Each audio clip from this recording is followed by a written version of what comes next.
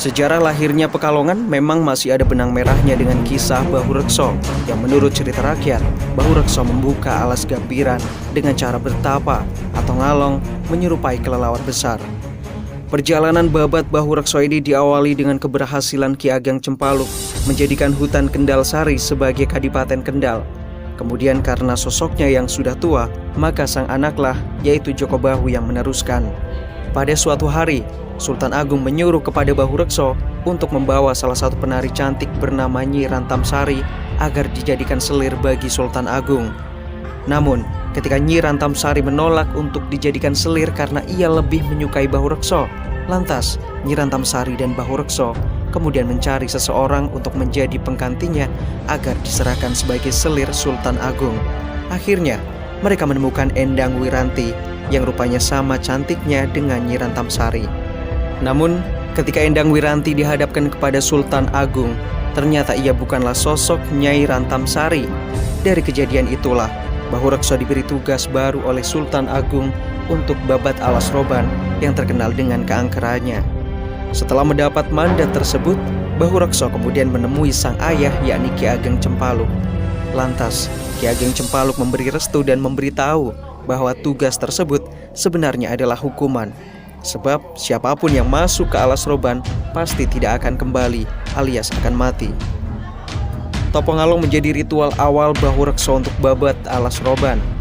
Hal ini dilakukan sebagai syarat untuk bisa selamat dari para siluman maupun makhluk penunggu alas.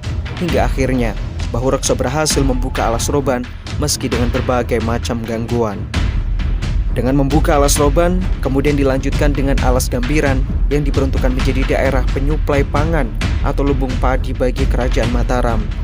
Kemudian, alas gambiran diresmikan menjadi Kadipaten Pekalongan. Di tahun 1622 Masehi, Sultan Agung mengangkat Pangeran Mandurorejo sebagai Adipati Pekalongan.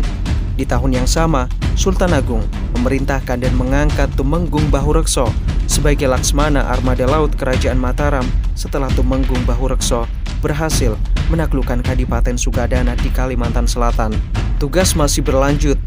Sultan Agung menugaskan kembali Bahu Rekso yaitu menyerang Belanda di Jayakarta, sekarang bernama Jakarta. Maka singkat cerita, berangkatlah Bahu Rekso menyiapkan armada perang menuju Jayakarta. Ia pun lantas memilih melewati jalur laut atas saran Ki Cempaluk. Sebab jalan darat konon senjata pusaka apapun akan hilang tuah atau kesaktiannya jika melintasi kali Cipamali Brebes. Bahu Rekso pun mempersiapkan tentaranya di sebuah desa yang bernama Ketandan yang sekarang lebih dikenal Wiradesa. Wira yang berarti prajurit dan desa merupakan sebuah kampung sehingga Wiradesa adalah perkampungan prajurit. Dari situlah Bahu Rekso bertolak ke Jayakarta.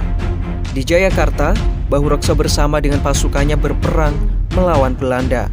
Namun Bahu Rekso terkena tembakan meriam hingga terluka parah di bagian kakinya. Akhirnya, Bahu Rekso diamankan oleh para prajuritnya untuk dibawa kembali ke Mataram. Namun ketika perjalanan hingga sampai di Tegal, Bahu Rekso meninggal dan dimakamkan oleh para pengawalnya di daerah Labaksiu, Tegal.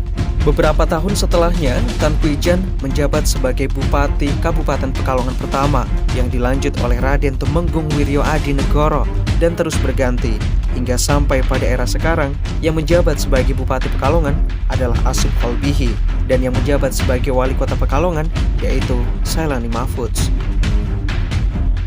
Dari berbagai rentetan peristiwa sejarah yang kemudian membentuk Pekalongan, akan disayangkan jika kita membiarkannya hilang begitu saja. Tempat, peristiwa, tokoh penting yang bersejarah, akankah kita biarkan hilang tanpa jejak?